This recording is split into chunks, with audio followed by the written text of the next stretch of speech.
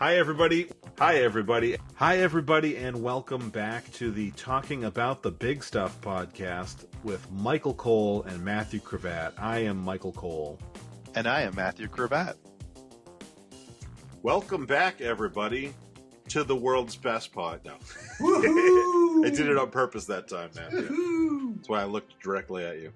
All right, so welcome back. Tonight we're going to be talking about being proud of the people in our lives.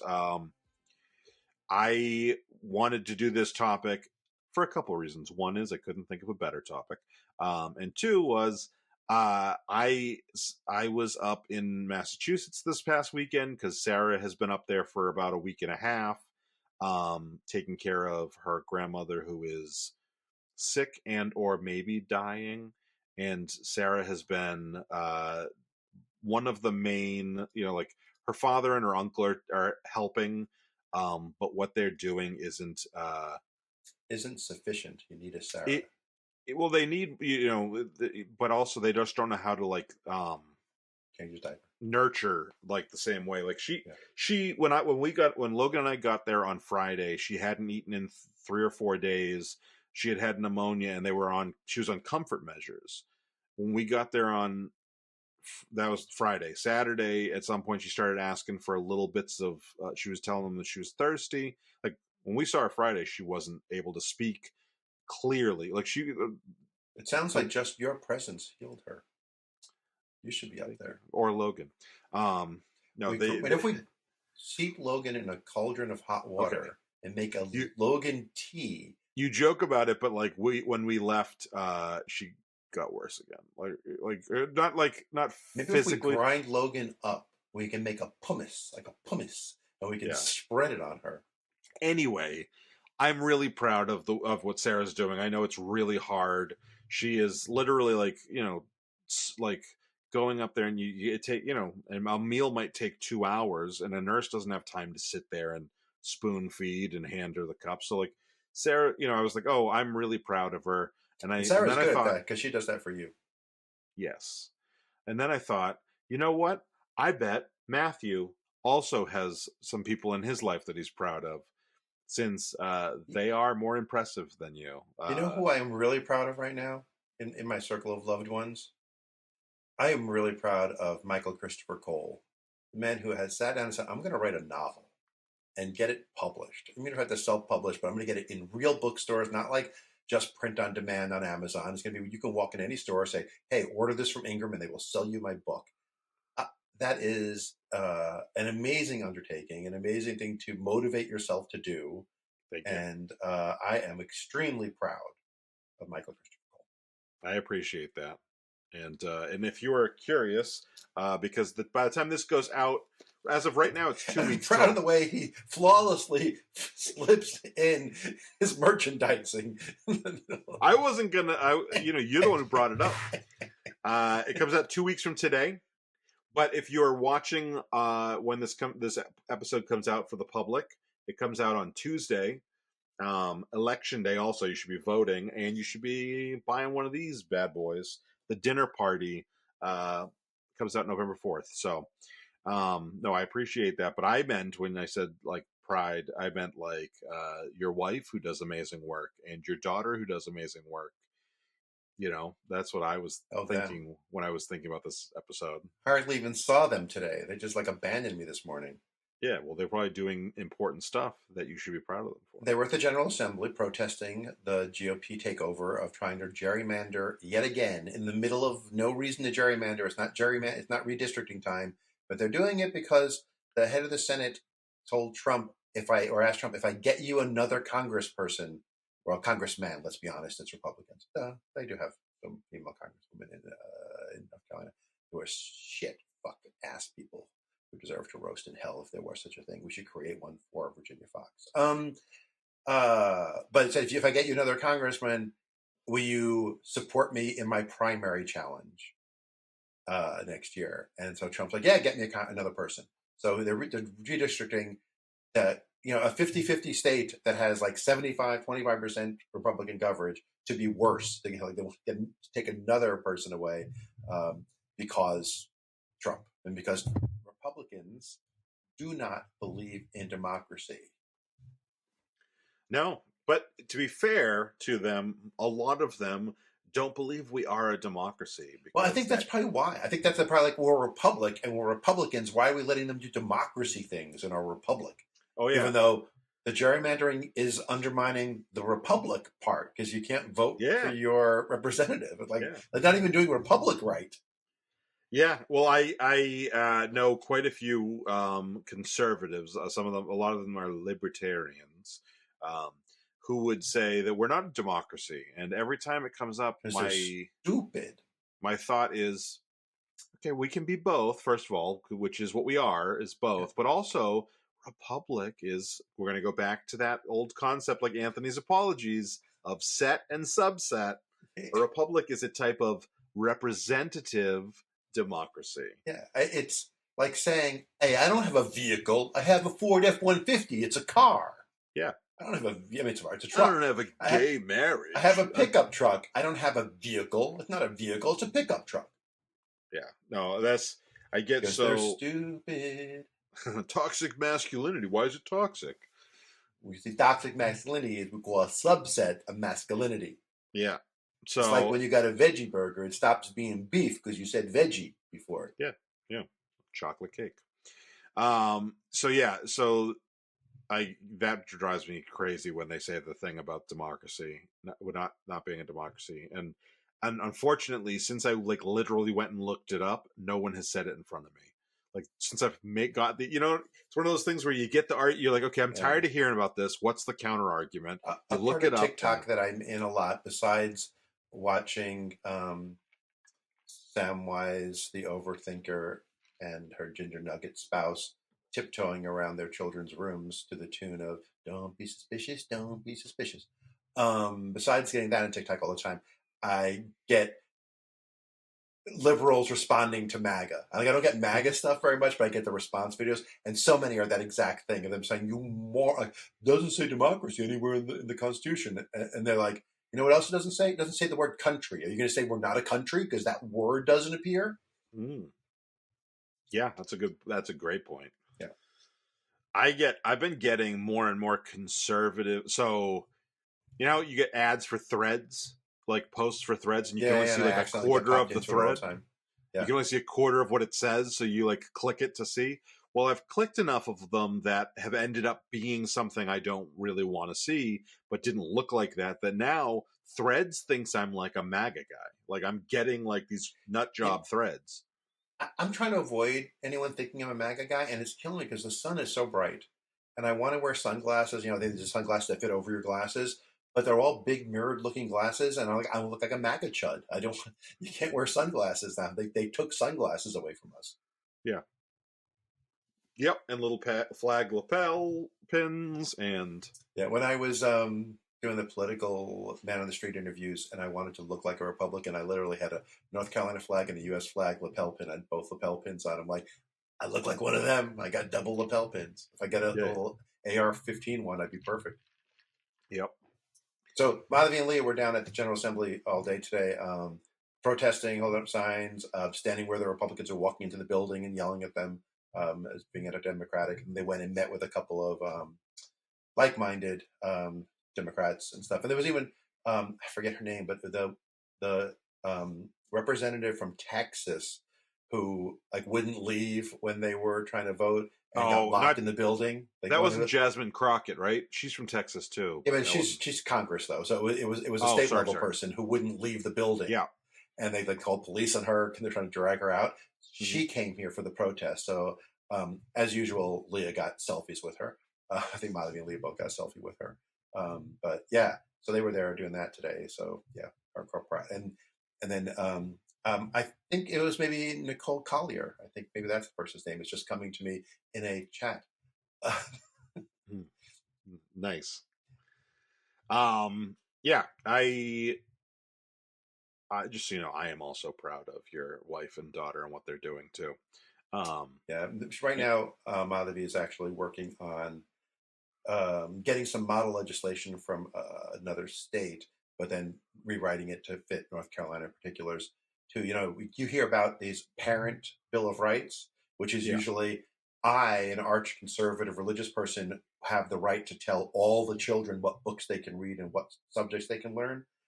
Yeah. So Madhavi has heard about a secular student Bill of Rights, but students deserve to be allowed to be taught fair, Yeah. critical thinking, logic, and so on and so forth. And Madhavi has been writing to the sponsor of that bill in Minnesota, I believe, to try to get him to share the actual bill in an editable form to her so that she can work on it and then find North Carolina representatives and senators who are willing to support it and take it as their own.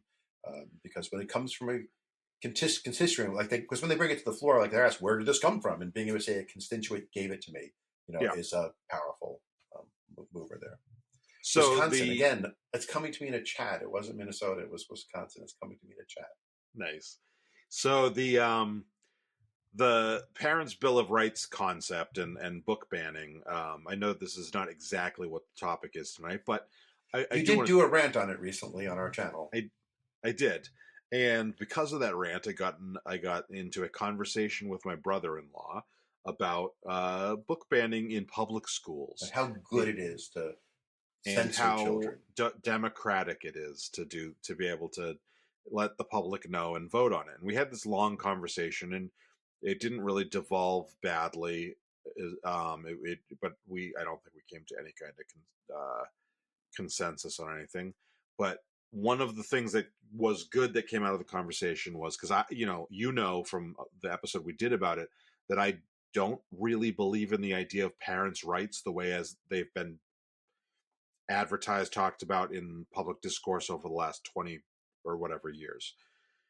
And I realized that, they're talking about banning books. And I think I said this in the video that I made about if you want to make a list of all the books in the school and send them to the parents, and the parents can say, hey, I don't want my kid reading this, and this, I'm fine with that. But I don't want, Matthew, you as a parent who does not have a child, as a person who does not have a child in the school and is also not in our school district, to have a say, no offense to you specifically, to say what my kid reads.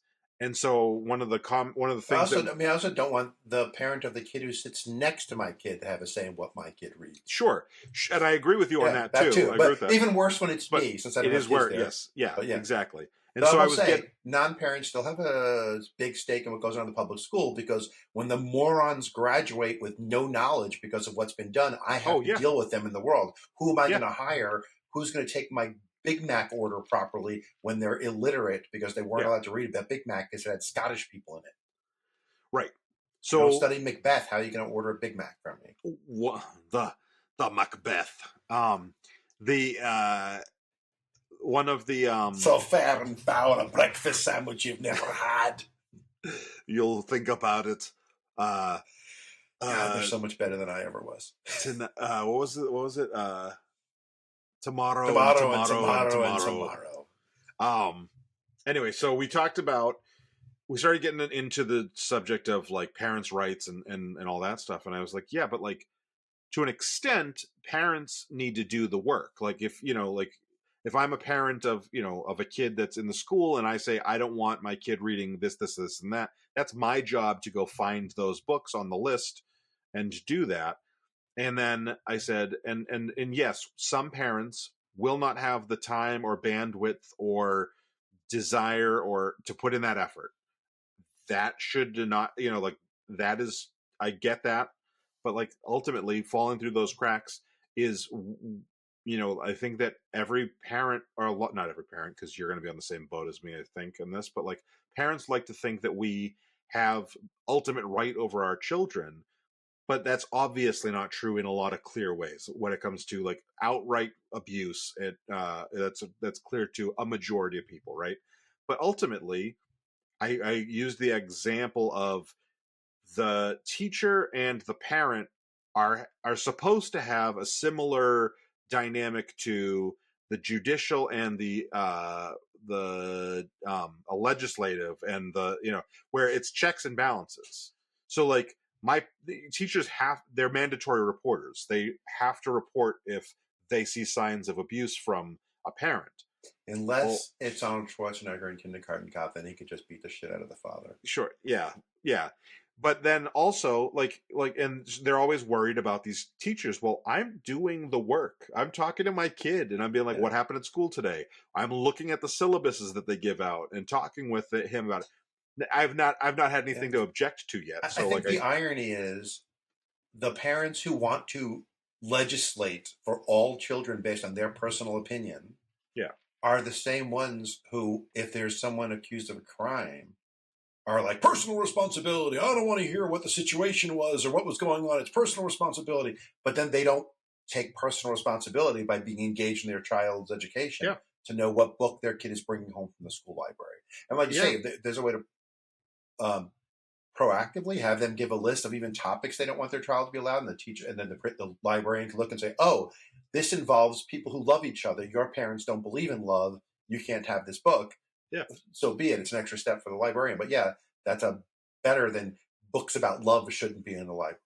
Exactly. And that was the argument I made. And we didn't get anywhere, but I did realize that the checks and balances of parents and teachers, that concept was like I think, a really effective way of looking at it, hopefully, going forward when I have that argument with people.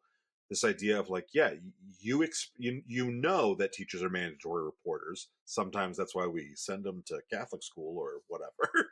But And where they go to the Supreme Court to yeah, fight to not have to be mandatory right. reporters. But ultimately, public school is that thing, and so yeah, like if Logan is like, oh yeah, we're reading this, and I'm like, that's not what the teacher said you were going to be doing on the, like, because we have parent teacher meetings, and I don't need to know every little thing. I don't need to micromanage, but like if and I also recognize that some things are appropriate for certain ages, and that was part of the thing Right. too. Is if you have a kindergartner and you don't think that something's appropriate, well, I have a fourth grader and someone else has a fifth grader, and they're in the same school.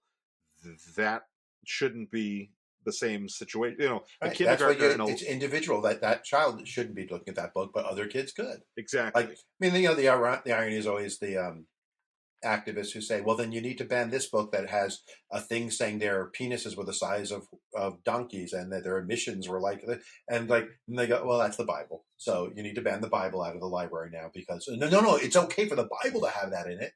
Yeah, So it's not the content that you object to. It's something mysteriously else. yeah. And yeah, so ultimately that's the way you need to look at parent. That's the way we should be looking at parenting anyway. And I was proud of myself, and that's how we're bringing it back to the topic. I was proud of myself for making Yeah. good So I'll arguments. tell you someone else I'm proud of. My best friend Mikey has his daughter who's amazing. She's a powerful mother and a mama bear for her kids. And once upon a time, her son brought home a book from the library on Noah's Ark, and that's fine. A book exists about Noah's Ark. And then when she asked him about it, he got it from the history section of the school library. Yeah. Yeah, So she met with the school librarian who said, well, it shouldn't have been there. Someone else must have put it. It was it's not labeled to be yeah, there. I guess it was misfiled, whatever. And they, and, you know, and Sam that's Wise, fair. That and happens. Sam Yeah, Wise, the overthinker, was content with that outcome that the yeah, yeah, librarian didn't push back or fight, said, okay, fine. They moved the book. So, yeah, but yeah. yeah. I can absolutely. I think that's a completely legitimate thing to make as a point on, and Yeah. yeah. And that's how I look at, like, Logan sometimes watches. Logan watches random YouTube, and we have to keep an eye on YouTube, right? Like anything else. So And I finish that and I'll tell my story. once in a while, we'll start hearing people talk about religious stuff on his YouTube, and I don't, and I'm like, what are you watching? And here's the thing, I know that people think, oh, he's an atheist, he probably doesn't want to hear his kid. I don't care if my kid learns about Jesus, but I want to know what he's learning, because the Jesus that Sarah has learned about, I'm pretty much fine with him learning about. The Jesus that a lot of other people who don't like gay people or trans people, or think that, like, races shouldn't mix, or like all those other things that come about, they come about in sometimes in really subtle ways. And so, like, I don't want Logan getting any religious instruction without me there to talk it through with him. And so, like, I think that's the way we have to look at, like, that's something that a lot of people would consider non-controversial. Yeah. And the thing is, the fact that you're active about it is what makes it good. Because also Logan is now at the age where he knows that about you. So even if he was exposed to something, he would come to you and talk to you about it. You know. I wanted to talk about being proud of Logan for a second. Actually, let me tell you real fast a cool Jacob moment in that that realm of being exposed to things on YouTube. It's just real fast. Jacob was like 14 or 15, very much into Doctor Who. Watched the British show Torchwood, which is a little rougher than Doctor Who. Like Doctor Who technically is considered a children's show, a family show. Torchwood was not. Yep. And Jacob watched it, loved it. It's great. And then he comes to me one day and he goes, "There's an American version that was on Showtime, and it had a lot of graphic sex of every gender interaction of sex. Because of course Jack is pansexual, so there's lots of sex every way. Actually, probably the most romantic man-on-man sex scene I've ever seen in a show was an episode of the American Torchwood. Watchmen, not Watchmen. American Gods had a really romantic gin on man. Cool. And so anyway, Jacob asks, "Can I watch the American one?" And he's like 14, 15, whatever. And I was like, "I don't know, Jacob. That one is a little more mature. I don't know if you're ready for that." And he's quiet for like a beat. And then he goes, "Would now be a good time to tell you I illegally downloaded the first few seasons of Game of Thrones and watched it already?" And I was like, "Oh, go ahead and watch Torchwood." And I said, "And stop downloading things illegal. I will get you HBO if you want to watch it." And then I stayed in the room when he was watching it, but I didn't really watch it. I was doing other stuff. But now you can be proud of Logan. I just like this Jacob's being exposed to things because he knew too much about the internet. So, back to what you were saying about being there to be proactive with him. It has started to show off in me talking through how I work things out mentally, and things have started to pay off. So 2 examples that have happened in the last month and a half. So one of Logan's friends lives in the neighborhood. I take them to the trampoline park sometimes, and when we go to the trampoline park, I take them they always want to go to Chick-fil-A. They go with the other kid's mother to Chick-fil-A. I won't go to Chick-fil-A, so we go to Panda Express. Panda Express. And the other kid, when we were passing Panda Express, does a really thick Asian accent, which he's not Asian, and he doesn't have that accent naturally. And he starts doing a really thick Asian accent, asking if we can go to Panda Express. And I said, maybe after. I don't know that you guys should be eating that before jumping at the trampoline park, and then getting in my car. So I was like, maybe afterwards, okay? And before I could say that, he started doing the accent again. And Logan goes, "Hey, maybe don't do the racist accent in my dad's car." And I was like, "Yes, Logan, I love you." So that was the first thing. I'm fine when we do it together on the playground, but don't do it here where my dad can hear you. No, because unfortunately Logan is exposed to what I would consider non-malicious racism, things kids picked up from their parents. Yeah, parents, older brothers and sisters, shit like that. Like there's lots, lots of. Someone once told Joseph to stop doing an Indian accent, and he was like, "I'm quoting my grandfather." He was just doing it with an accent. He goes, "I'm Indian. I wasn't being mean." Yeah. So that was the first thing. The second thing is that, again, I don't think it's intended maliciously. It's just really, it's semi-malicious, but not in the way it sounds like.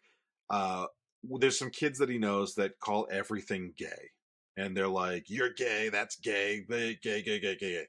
And I overheard Logan talking to a kid that does that, and he was like, "But why? But you say it like it's a bad thing. Why is it a bad thing?" And they were like, "'Cause you're gay." And he's like, "Yeah, but why would that be bad?" And he was like, "Well, 'cause," and then I couldn't hear everything the other kid was saying.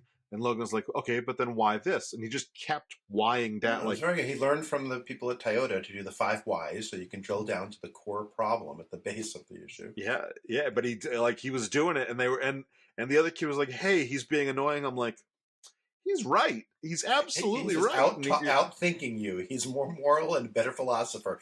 Trying to getting him into some age appropriate philosophy videos. Yeah, it sounds like he thinks down those paths.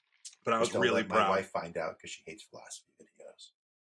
because she finds them boring, or she disagrees with them, or Yes and yes. okay. I mean, sure, philosophy is it. You know, there's a reason why we don't have a set standard of philosophy and why we're debating Yeah, she about agrees. She disagrees with it existing. So, it. like, I don't need to argue for an hour of whether it's right or wrong. You know it's right or wrong.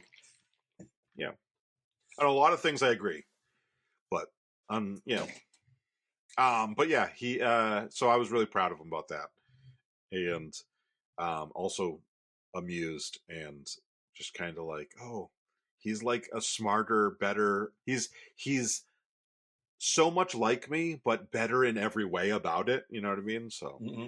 Yeah, I mean that's pretty easy. The low bar to hold them to. fair. That's fair. Um, but I'm not gonna say. So I love about people, children being like you. It's one thing that I kvel, to use the language of the old country, meaning I fill with joy and pride. Whenever I'm picking Joseph up from work rather, and I say, "How was work today?" And he's like, "It was a great day." And I'm like, "Cool. Why was it a great day?" I got 3 big laughs. Nice. I like that he measures the quality of his day by how many good laughs he gets, how many That's good awesome. jokes he gets in. Can you hear that or no? No. Okay, good. It's Sarah not realizing that we're live. It's a Tuesday. Hey, everybody, we're live on a Tuesday because Yes. I was out to dinner with some friends last night at a really, really good restaurant. At some Well, it was point, good because we had to get up at 5 a.m. for a flight to back yeah, here, so I was like you're better off exhausted. anyway. Cool. Yeah. Yeah, cool. Yeah, I do want to tell. I don't think I've ever. I don't think I've ever. Told the audience about your other child. Yeah. No, told the. I don't think I ever told the Oh, story does on Logan the know air. that? Oh my God, Logan doesn't know about his sibling, does he? Oh, never mind. You can tell him later. He's old enough. Um, I've never told. I don't think I've ever told the story on the podcast about the time that my dad was clearly the most proud of my, or when he's telling the story, because I didn't experience this because it was before I was born, but he tells this story and it's the most proud I've ever seen him of my mother. And I got to give you a little bit of backstory so that you understand everything. But my dad's father left when my dad was 4 years old. They didn't see him again till he was 20, till around, I think the year my parents got married is the next time he was able to track down his father, and they went and saw him. And then when my mom was pregnant with me, he was living in Vegas, and they went to see him in Vegas, and they went out to the Hoover Dam.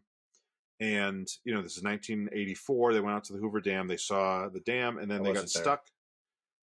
I visited the Hoover Dam in 1985. Oh, I missed me by a year. They got, that'd be so weird if we just kept. I actually ran into someone from my high school who I didn't know. Like he was wearing like our high school T-shirt. And he was like a year or two older than me. And I was like, "Excuse me, is that South Shore High School in Canarsie?" He's like, "Yeah." I'm like, "I'm from Canarsie." It was really random moment. Nice. But go ahead. Sorry. So they went to throw him off the dam for being such an absentee father.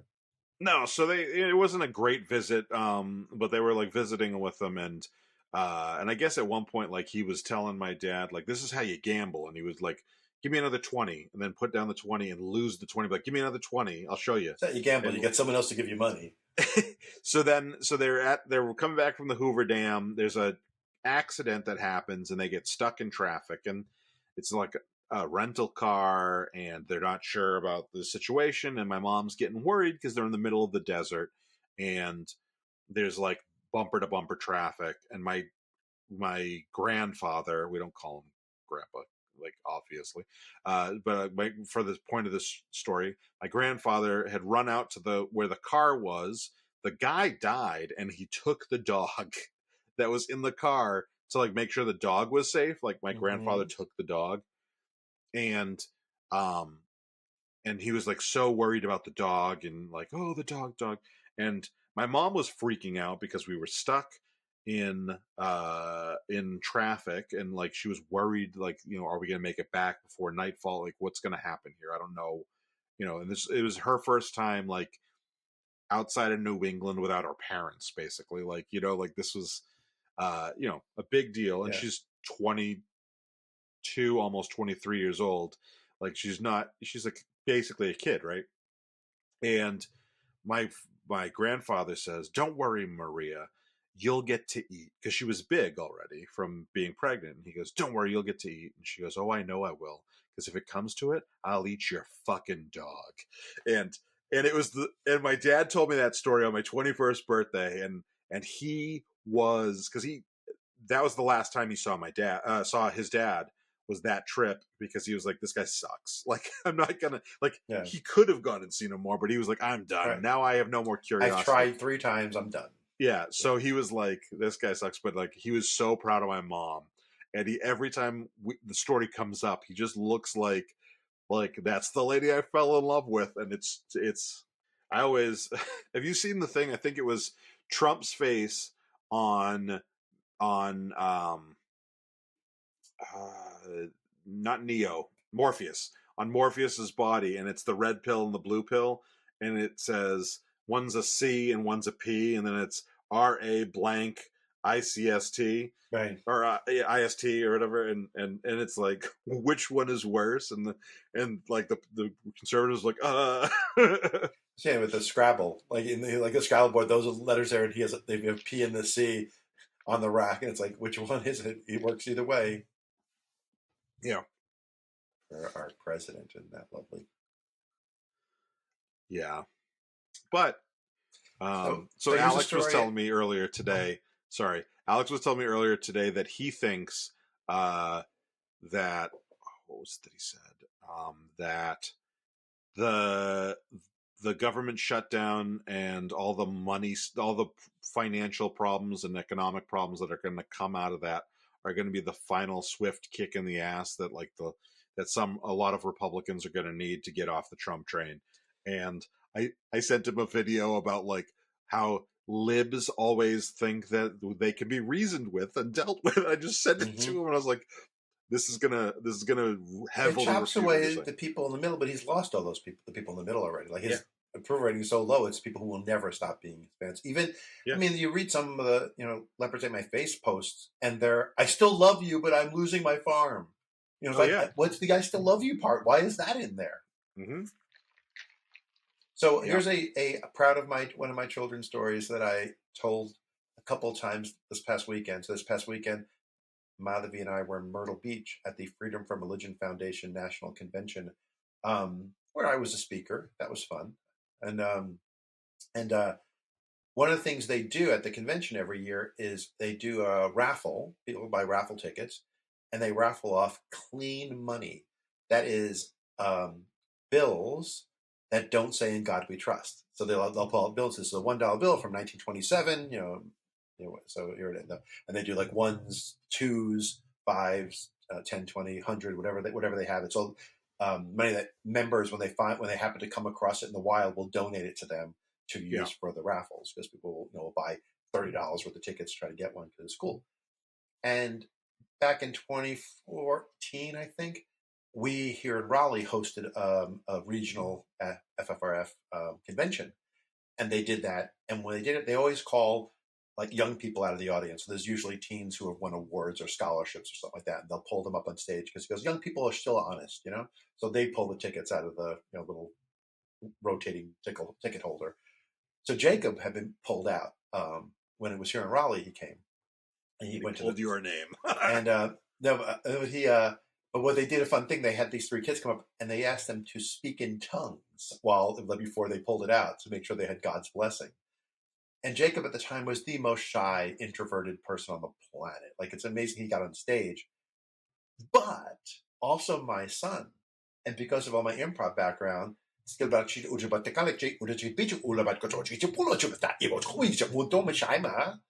ever since he was a little kid, we would speak in fake languages in public all the time and try to pretend we're having an argument just to freak people out. It sounded like you were doing Jabba, like Huttese, without doing the Jabba voice. So that's impressive. Yeah. So Skywalker woosa woosa. So these other kids were like trying, but they were so bad at it, they were embarrassed. And Jacob was just like powerhouse through it. So eventually Jacob just drew all the tickets. Like the other kids stopped trying because they didn't want to do the gibberish because he was doing so better. And so I was telling people about it a lot this weekend. And then I had a chance to talk to the president of the co-president of FRF who runs that thing. And I said, you had picked my son out of the audience in Raleigh. And I started talking about it. I said, and now that kid is fluent in German and in Yiddish, and he's getting pretty darn close to fluent in the dialect of Arabic that his wife speaks. It's like, so we should have known it then. That's before he studied any language. I mean, he was in high school. She was in high school. He was already speaking German at that point because it was the day of his SAT. So he was already doing German. Nice. But yeah, I'm always proud of the languages he speaks. His mother speaks multiple languages, and he does, and the rest of us have no talent for it. If you keep up with Duolingo, you will start to get a little bit. Fuck you. You're a liar. I know that you are a liar. Liar. I'm not saying Liar. I'm fluent. I'm saying that like I'm reading Liar. a book and I know what all the Italian words in it mean. I mean, there's very few Italian words, but I know what they mean. Goody for fucking you. Let me tell you, okay. I failed Spanish for more years than you took a language. I finally got passed in college because my professor said, you're never going to graduate because of Spanish, so I'm passing you so you don't have to take it anymore. I worked in restaurants with people who spoke Spanish. I couldn't learn Spanish. My dad had, Spanish employees as, stock and delivery and stuff and to translate for customers. Hung out with them all the time. No, there's no Spanish. Doesn't exist. Okay.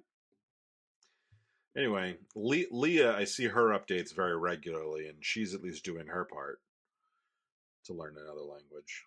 I don't remember which one it is, but who? Leah.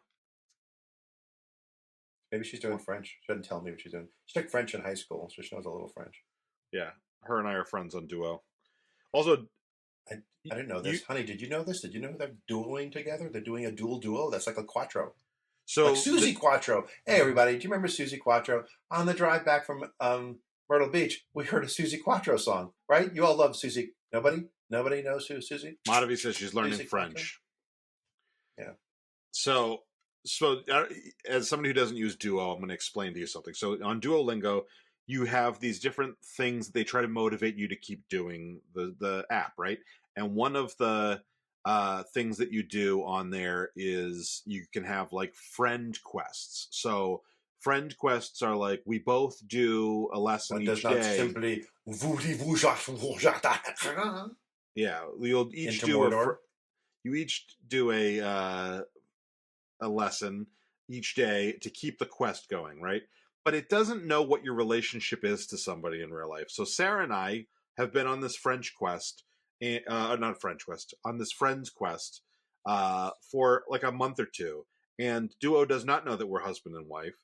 But if you wait too long in the day, and sometimes it's not that long, like this was 8:45 this morning, I did my lesson and Sarah sent me a screenshot of Duo telling her it was basically like, it's time to do your lesson, because it says it's from me, Michael, and shows my icon and it says, are we even a team anymore? Now, I didn't say that. Duo does these little messages back and forth for you. So that sometimes, or she sent me one the other day.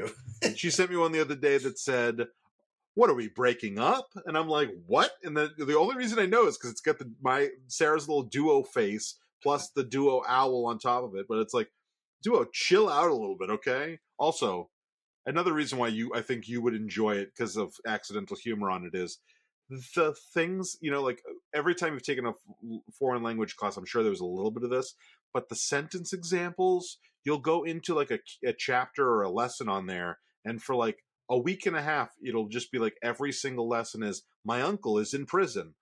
My uncle's in prison because my uncle is in prison for 6 years. Like, they want you to learn how to say my uncle is in prison. That was one of the ones I did. But like, you just get these weird. I mean, that one's because I'm doing Italian, probably. Yeah. But like, you get these weird like examples, and so in one of my times failing Spanish, the one thing I can do is act.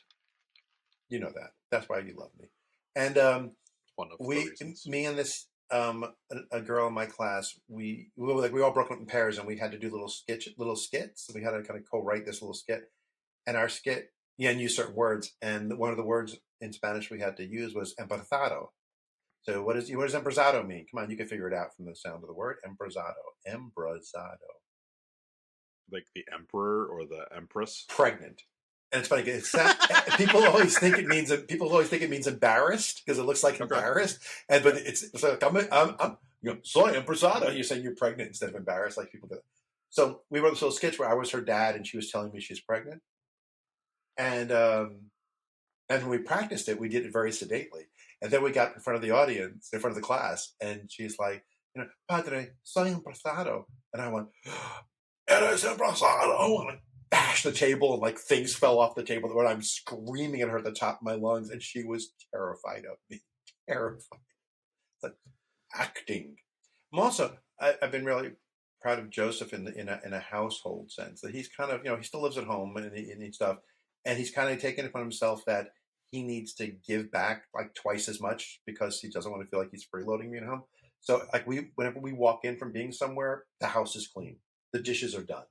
Things like he's just always like doing stuff to try to be engaged. And he's much better than I am. Like I have to be like, I haven't done dishes in 3 days. I better do the damn dishes. There's my turn to do dishes. Well, Joseph's like sees me doing it and pushes me away so he can do it instead. So I kind of love that. Yeah, I will talk about one more pride thing. So, and maybe like a weird pride thing, and it'll give you lots of opportunities to make fun of me. So, you gotta sit forward or your voice fades out, man. Okay, can you hear me? Yeah. So my sister started she got certified and started a business in the last 6 months to a year, and she has been forcing herself to like go on Instagram and do like posts because it'll help promote her business. Now, my sister is a nurse practitioner. Before that, she was an RN, but she got her certification in as a lactation consultant. So I have been encouraging, like she said, like, oh, how do you do this on, to get people on Instagram? Like she's, doing those kind of videos. And I've talked to her about stuff, and, I'm proud of her. I'm proud that she's doing this. Got to hashtag it properly. So like, lactation consultant, like hashtag titty tester. Titty tester. Yeah. So at one point I was like, I'm like, how do I encourage her? How do I, like all the things that I, as a creator, want. And it's like, well, I'm not going to give a like every time my sister starts talking about breastfeeding online. I am not going to be commenting every time my sister starts breastfeeding online. Send you down an algorithm that you don't want to be in. Well, not that, but also like all of our common friends are like high school people that I don't have known for 20 years that are just going to be like, why is Mike liking all of the things his sister's posting about breastfeeding? Like, and I'm just trying to be encouraging. Doesn't even like Sam that much. No. I mean, the one thing you like about her is her boobs, so I get that. Gross. No. Yeah, it's okay when you share a secret with me if I share it back with everybody else. Fuck off. That is not a secret that I have. Not a secret. Everybody knows. That is not a thing. I knew this was going to happen, but still, it's worth it to I'm proud that she went and did something that I think is important, but it's and I told her at one point, I said, like, just, I'm never going to like your stuff because I can't bring myself to do it. So, yeah. Anyway, so that's my last thing, and I've got my eye twitch going because Twitch is a place I know where the Twitchers go called Bedrock. Twitch. Yeah. Anyway, come full circle. I want to just, I don't know if I can say this on Twitch. I forgot we were on Twitch. So I'm gonna fuck it. But I've always wanted to stand on a Lazy Susan while masturbating so that I can come full circle. Hey Logan, how you doing? He has not been on for a while. I think he's recording a video in his room. Where he's standing on a Lazy Susan. Oh, come on, man. No. And just spinning around. Like I want to do it. I want to do it on the top of a skyscraper so that I can say that I've come so far. It's about to come down. Yeah. All right. I don't know if you can hear that, but that was my stomach. That was your stomach groaning at the jokes. Yeah. So let's start wrapping things up. All right. I'm going to thank the two women that are currently live in the chat. Thank you, cool women who are currently live in the chat, correcting my mistakes. I need that at this age. Any of you who are watching this video or excerpts of this video at any point in the future, please like the video. Hey, two people in the chat, you should like the video. Nobody's liked it yet. What are you doing in the video when you haven't liked the video? You know better. Like the video. Subscribe to our channel. It helps the algorithm. More people will see our videos if you like them and you subscribe to them. And if you really want to watch them live and in charge, like Sammy the Overseer does, the Overthinker, the Overseer. That's funny. Overseer. That's what her husband calls her because she just cracks that whip. And go ahead and ring the notification bell. And that's all you got to do to make me happy in the land of video.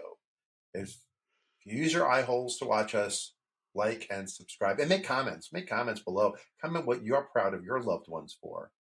Yeah, but if we penetrate your ear holes instead, roughly double penetration because you got two ears, right? If we do that, you can give us a thumbs up or a plus sign or whatever your app of choice allows.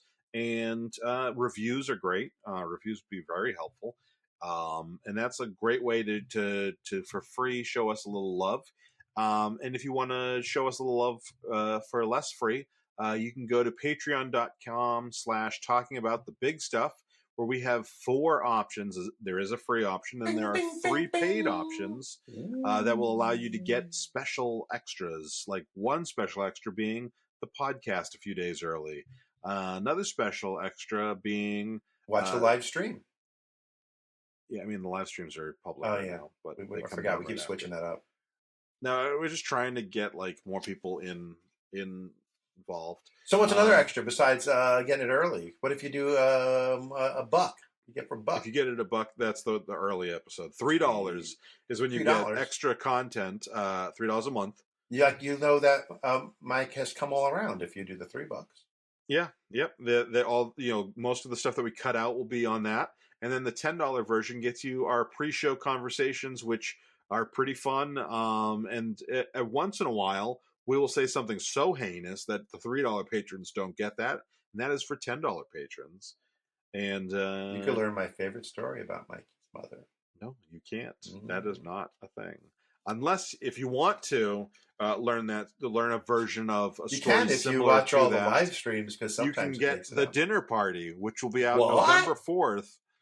On anywhere you buy books, they can order it for you if they don't have it in the store, but you can also get it on at your library. You can order it and do whatever you want, but get the book. But Michael Christopher Cole, what if he says, I do not like reading novel lengths? What if I wanted to be sharing your wisdom, but not such a long form manner? Right now, as of already, you can get everything I've got left, which is short stories, poems, and essays. And that is much more manageable. $9.99 on digital and $15 for the paperback. Could I pay extra and have it stained? Because maybe I want to clone you. I'll sign it. I don't.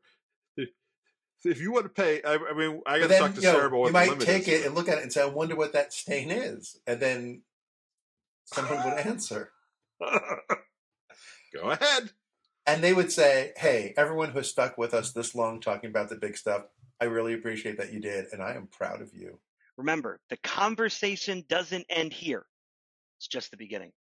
If you have thoughts or questions or topics you'd like us to tackle in a future episode, drop us a line on our social media channels. Engage with this video when you are now watching it as a VOD on YouTube. Send us an email. We love hearing from our listeners, bringing us topics, because if you leave it up to the 3 of us, we're going to eventually be talking about underwater basket weaving. So we would appreciate you guys reaching out a little bit. Don't forget to subscribe to Talking About the Big Stuff on your favorite platform. Give us a 5-star rating. Engage with it. Criticize us. We need to grow and be better, and you're going to help us be there. You're going to help us get to that point. It really helps us more to reach out and also to keep the conversation going. Thank you for tuning in. We'll be back next week with more big ideas and more thought-provoking discussions. Until then, stay curious, stay informed, and keep talking about the big stuff. The preceding podcast has been a Chocolate Diamond Media LLC production. Copyright 2023, all rights reserved.